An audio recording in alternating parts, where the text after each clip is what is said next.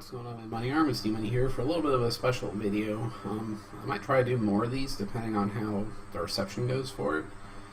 But I'm going to be doing an unboxing video. I see a lot of people that do like Pokemon unboxings on their channels. I'm not into the Pokemon card game. I'm into a different card game called Magic the Gathering. And I'm going to be doing a little unboxing video from that particular game today. We have From the Vault lore.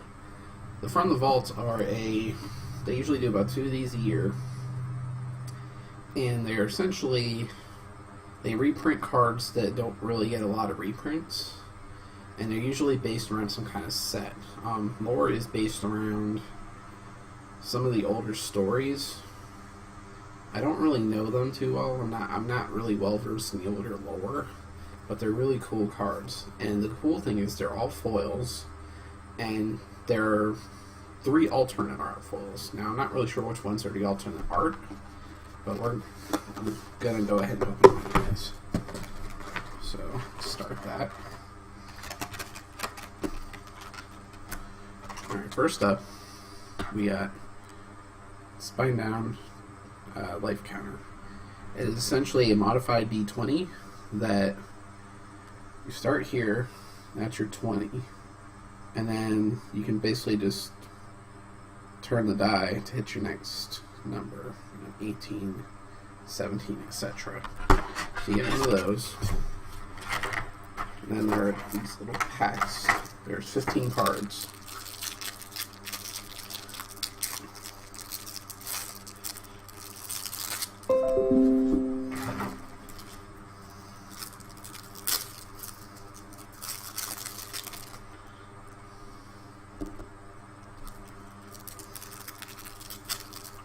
I'll kind of explain a little bit about the game as I go along, in case you're not familiar with it. As best I can, at least. So, starting off, we have one of the cooler cards. Comes in here, called Dark Depths. It's a legendary snowland. It comes into play with 10 ice counters on it, and you can pay 3 mana to remove an ice counter from it. When there are no ice counters on it, you sacrifice this land, and you put a token onto the battlefield. This is the token. Merrick Lage. It's a 2020 that's flying and indestructible. That's insane. And there are ways to get that off real quick. In the standard game of Magic, your life total starts at 20. So imagine getting that down real quick and hitting somebody with it. Then we have Beseech the Queen. It costs 3 black or 6 colorless mana. You search your library for a card with convert mana cost equal or less than or equal to the number of lands you control your ability to put in your hand, and then shuffle your library. These are referred to as tutor cards. They allow you to basically get any card you want out of your deck for so much mana. Pretty cool. Then we got Cabal Ritual. You pay a colorless and a black, and you add 3 black to your mana pool. If you have 7 or more cards in your graveyard, Threshold activates, and you add 5 black to your mana pool instead. Not a really great card, but whatever. We have Conflicts.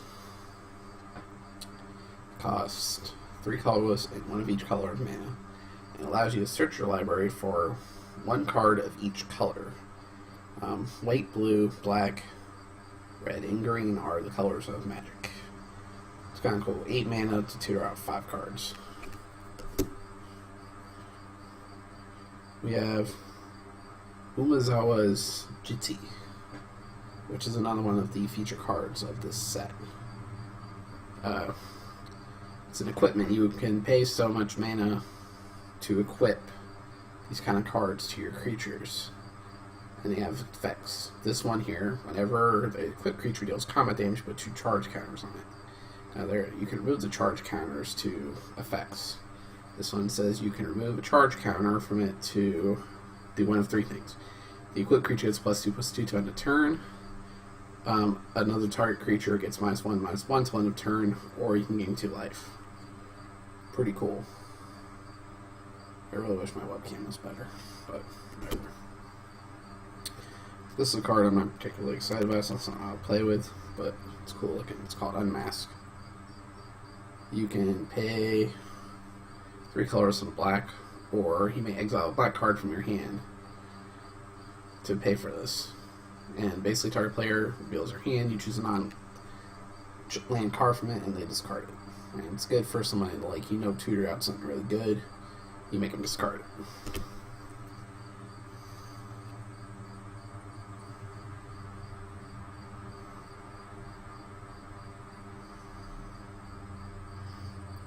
We have Lisa, the Trader.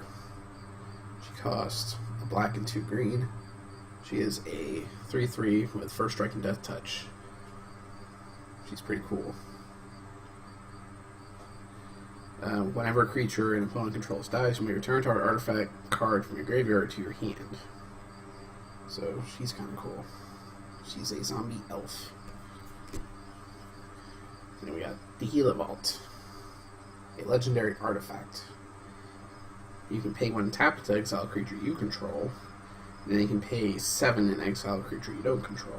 And it says whenever Gila Vault is put into a graveyard from the battlefield, return all cards exiled with it to the battlefield under their owner's control.